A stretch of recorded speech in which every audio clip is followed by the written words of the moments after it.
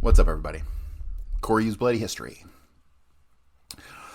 We are gonna wrap up the Roy Truly file, the FBI Roy Truly file, and that's probably gonna be it for today. So we're probably gonna have a shorter episode, but I definitely wanted to wrap this up because and we're not done with the book depository. We are going to continue to examine the events that happened in the book depository. Let me see if I have damn it. I had a file I was going to continue after we got done with this one today, but I think since I can't find it, it's in my stash somewhere. We're going to have to start with that one on Monday. But let's go ahead and get to it.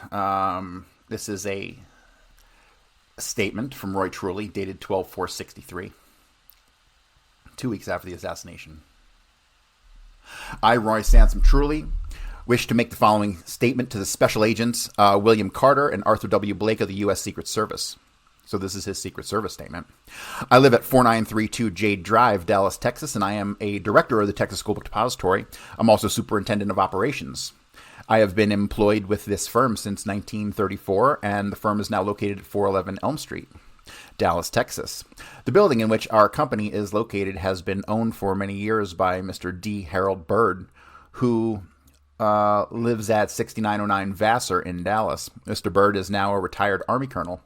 The building has been leased by the Texas School Book Depository since 1961.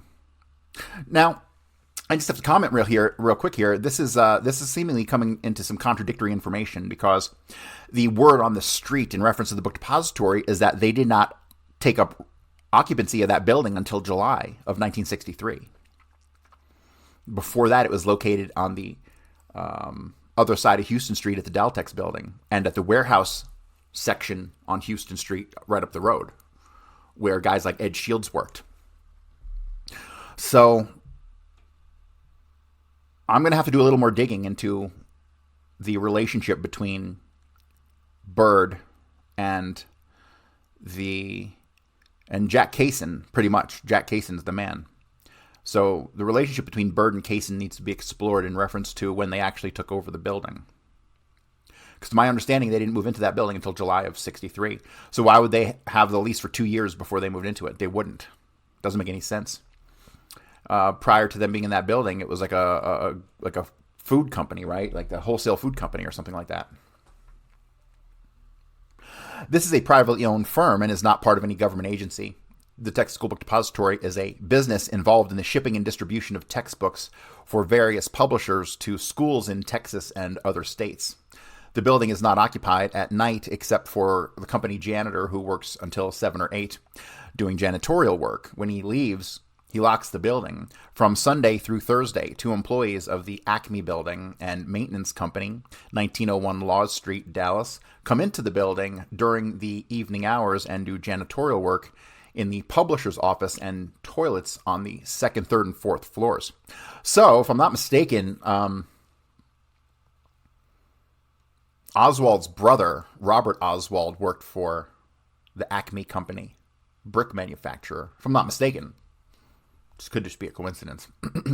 Although I'm sure back in the day, Acme had their hands in a lot of stuff.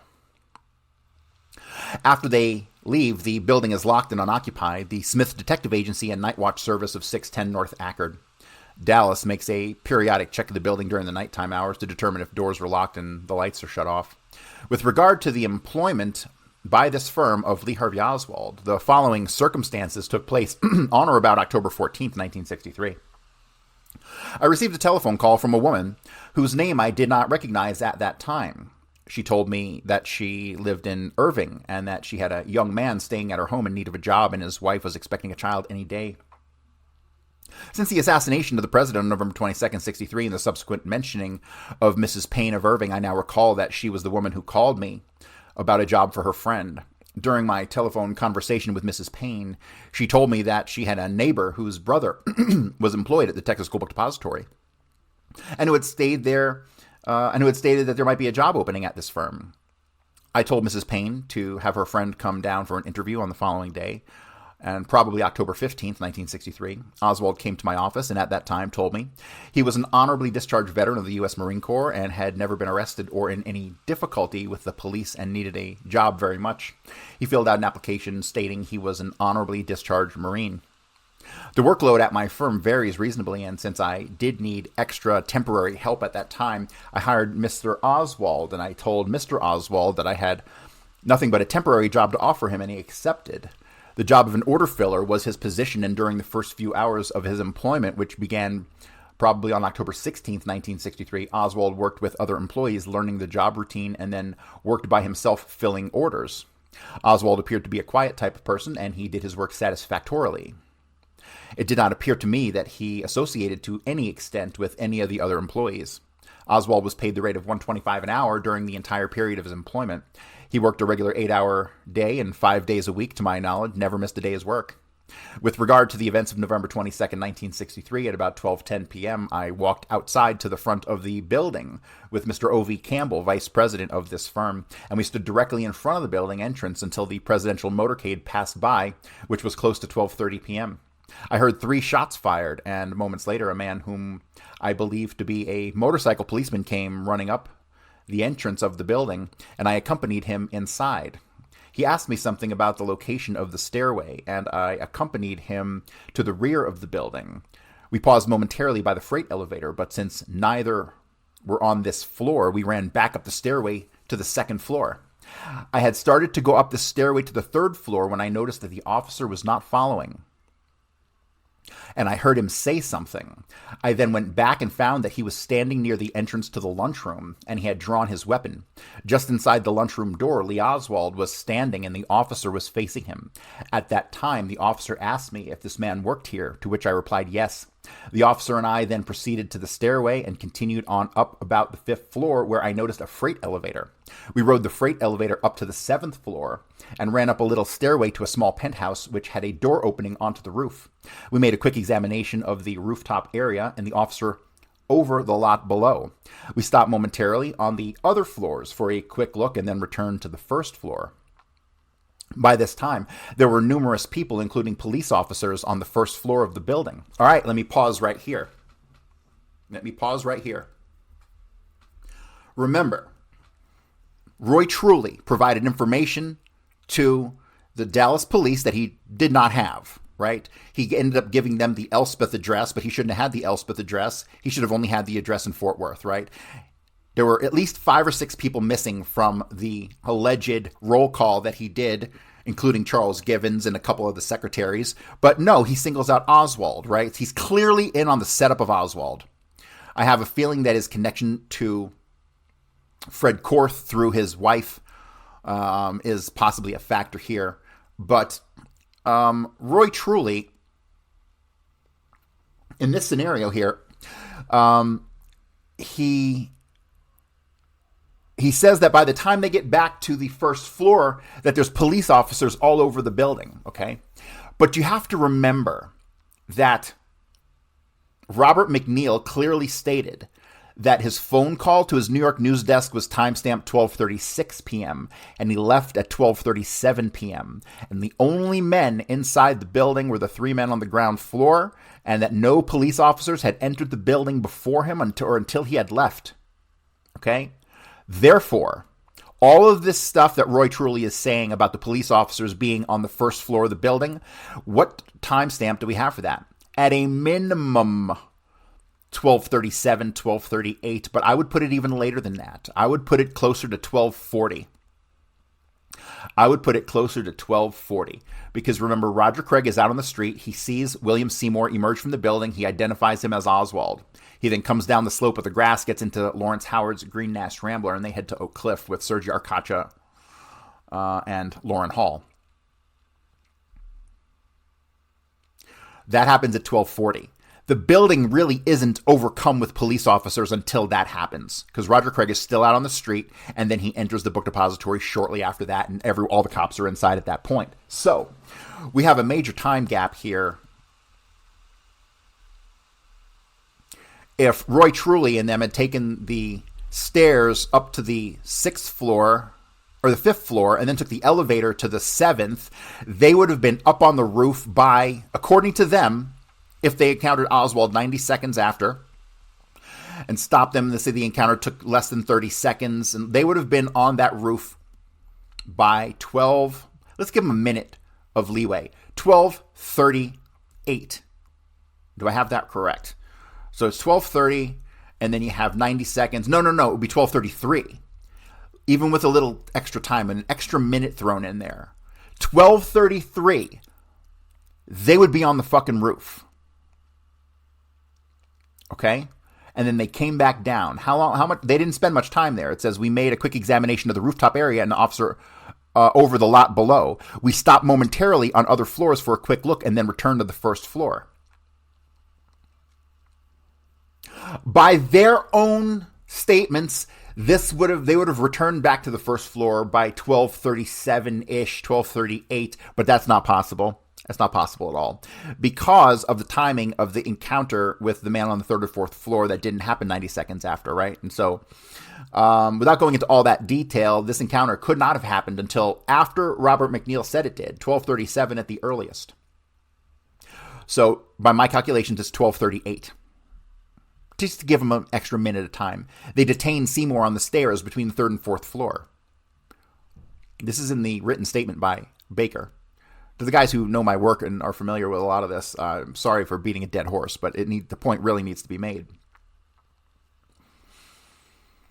There's no possibility that any cops were in there prior to 12:37, as per Robert McNeil, who has no reason to lie, until years later when he does lie about seeing Oswald in front of the building.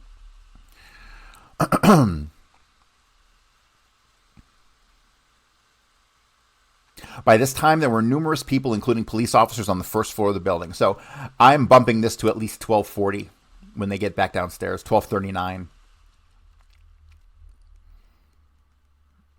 Or even later. Would have had to have been even later than that.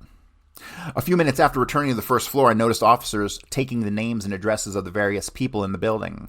At that time, many of the shipping and order room boys were standing in one location, and I noticed that Lee Oswald was not among the group. Therefore, I notified the authorities that this boy was missing. To the best of my knowledge, when the police officer and I encountered Oswald in the lunchroom on the 2nd floor right after the shooting, Oswald was wearing light-colored clothing and probably a T-shirt. I've read over the statements. To the best of my knowledge, it is true. All right. Roy S. Truly, warehouse manager, Texas School Book Depository Building, was exhibited an Associated Press photograph described as DN5, 112263, Dallas, Texas, depicting an individual standing in the entrance of the Texas School Book Depository Building who resembled Lee Harvey Oswald. Mr. Truly, after viewing this photograph, stated, the picture resembles Oswald, but it's not Lee Oswald, it's Billy Lovelady. He's talking about the Alchins photo, which should be pretty obvious. I don't know why the debate ever even ensued after that. All right. Now I think I have Roy Truly's very first statement given. I am superintendent of the Texas School Book Depository, 411 Elm Street in Dallas, Texas. I was working in that capacity yesterday, Friday, November 22nd, 1963. I have 19 employees in the plant. Lee Harvey Oswald was one of these employees. We considered him a temporary employee. We work with a lot of extra employees during the summer and fall. Mr. O.V. Campbell, one of the owners, and I started to lunch a few minutes after 12 o'clock.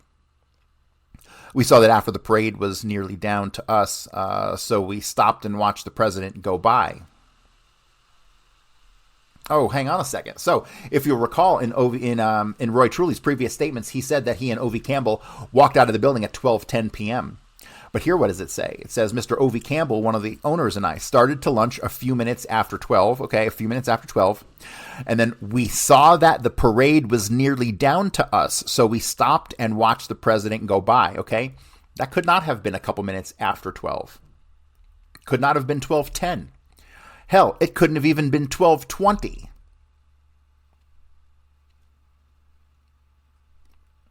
It could have been 12:25, 12:26. That late. It had to have been that late. Listen to this. We saw that the parade was nearly down to us, so we stopped and watched the president go by. Okay? How does that jive with Mr. O.V. Campbell, one of the owners, and I started to lunch a few minutes after 12 o'clock? How do those two statements jive in any way, shape, or form? They don't. They don't. There's a big difference here because Roy Truly and O.V. Campbell did not come out of the building a few minutes after 12 and then happen to stand there for 30 minutes waiting for the parade to go by. Not possible.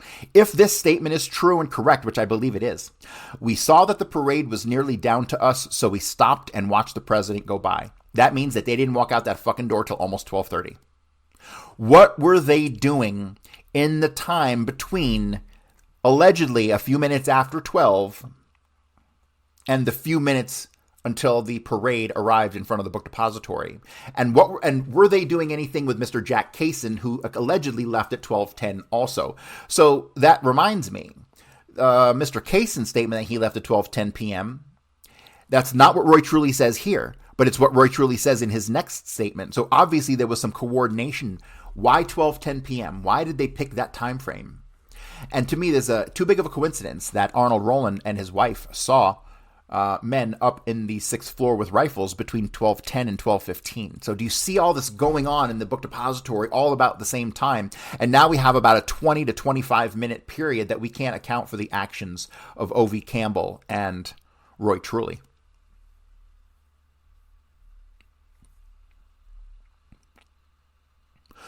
So, and another thing I want to point out, as per their statement, they would have had to have been standing directly in front of the book depository, or just right off to the side, when Honest Joe's station wagon pulled up, or his Edsel, or whatever the fuck it was, right? And then we have a witness who said about 10 minutes before the president pulled up, someone got out of Honest Joe's station wagon and ran up into the book depository with a package that to me describes like a rifle, a couple foot long by a couple inches wide, right? So there's a lot going on here. A lot going on here at this time. God, I wish I could map all this stuff chronologically. But yes, we know that Mr. Truly is lying because now we have found the chink in the armor. We have found the discrepancy in his statements. And we have found the collusion with Jack Kaysen in the 12:10 time frame, which didn't exist in this first statement. Let me continue. We saw that the parade was nearly down to us, so we stopped and watched the president go by. After the president passed, we heard what sounded like an explosion. I heard 3 such explosions. Then I realized they must have been shots. I saw an officer break through the crowd and go into our building. I realized he did not know anything about the building, so I ran in with him. The officer and I went through the shipping department to the freight elevator. We then started up the stairway.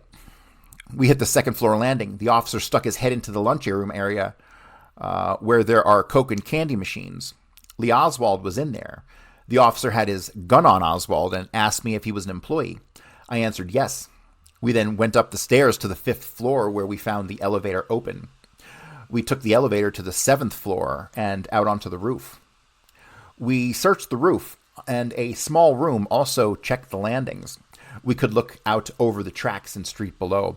We did not find anything. We started down on the elevator. The officers took a hurried look on a couple of floors on the way down. We then met some other officers on the 4th floor searching the building. I overheard someone say that the shot came from the window of our building. By that time, there was several people in the building. Some 15 minutes later, I was checking our employees. I did not find Lee. I asked Mr. Shelley if he had seen Lee. He said no. I then contacted Chief Lumpkin and told him Lee was missing. Then both of us went up on the 6th floor where Captain Fritz was, and I told Captain Fritz about Lee being missing and where he lived. I did not see Lee Oswald anymore. We don't run a thorough check on our temporary employees. They fill out an application form. In Lee Oswald's case, the lady from Irving called and said a neighbor had a brother working for me, and he said we could use some more help. This woman said she knew a nice young boy who needed work. I told this woman to send him down and I would talk to him. I talked with Lee and liked his appearance, so I hired him. His employment application shows him to be an honorably discharged from the Marines, and that's Roy Truly's original statement.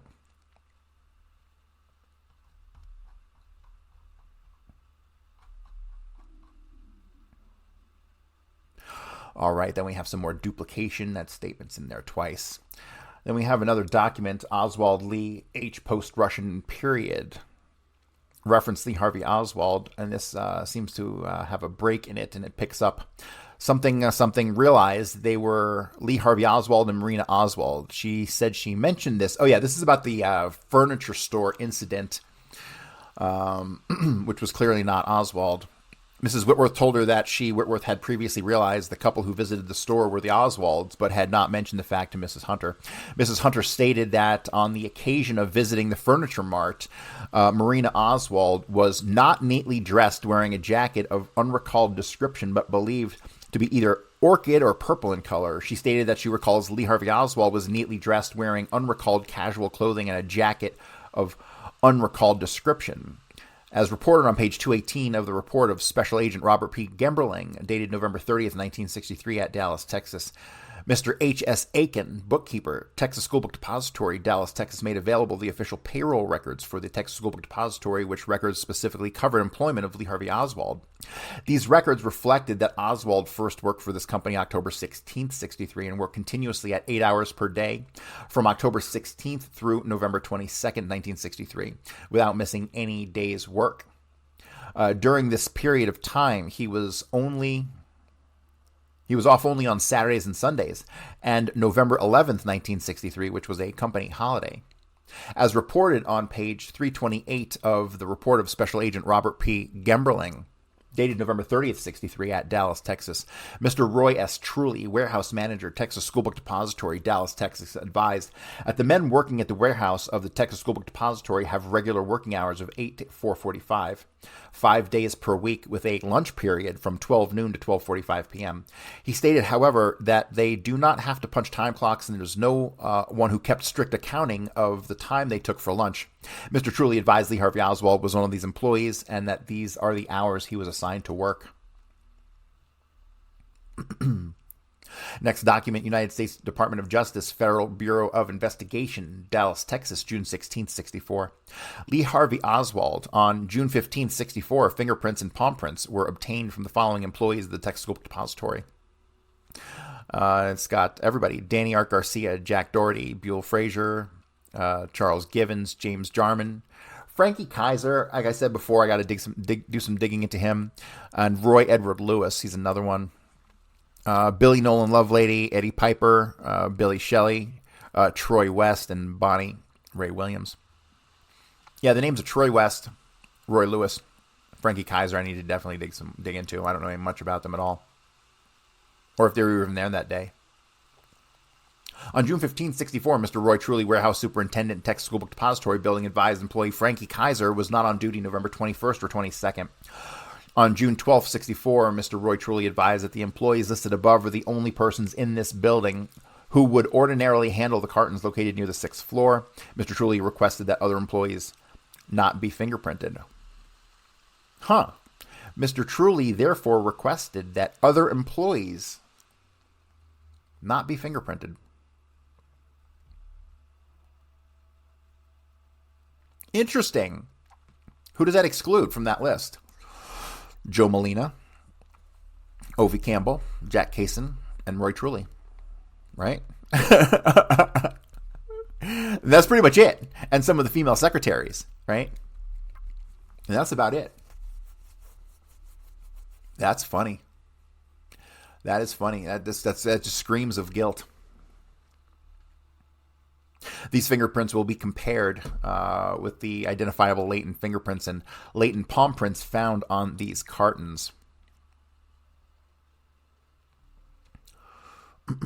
All right, now it looks like we have another statement from Roy Truly. God, this guy gave like 5-6 statements. This is a handwritten statement, Dallas, Texas, September 23rd, 64. In the midst of the Warren Commission, right? I, Roy S. Truly, do hereby furnish this voluntary statement to Richard Burnett, who has identified himself to me as a special agent of the FBI. I'm superintendent of the Texas School Book Depository, located at 411 Elm Street, Texas, and was so employed November 22nd, 63. On the above date, and just as President Kennedy's motorcade passed in front of my building, I re-entered the building with a Dallas police officer. After some shots had been heard, coming from the general vicinity. The officer and I proceeded to the stairway located in the northwest corner of the Texas School Book Depository in order to... can't see what that says, but obviously it means to go up to the top floors of the building to see if we could see who had fired the shot. That sounds kind of suspicious. They didn't even know if there was a shot fired from there, but yet they're running in to see who had fired the shot. See, Roy Truly's all over the fucking place, and he's rewriting history in his own statements. That's why the statements they write that day or the day after are so much better and more important than the statements they give a year or two later. I was leading the way up the stairs, and the police officer was following me. After I was starting to ascend the stairs toward the third floor from the second floor, I noticed that the police officer was talking to someone in the lunchroom located on the second floor. I then went to the lunchroom where I saw the officer facing Lee Harvey Oswald. Oswald was by himself in the lunchroom. There was no one else in the vicinity of the lunchroom in the second floor other than Oswald and the police officer and myself. I identified Oswald to the police officer as an employee of the Texas School Book Depository.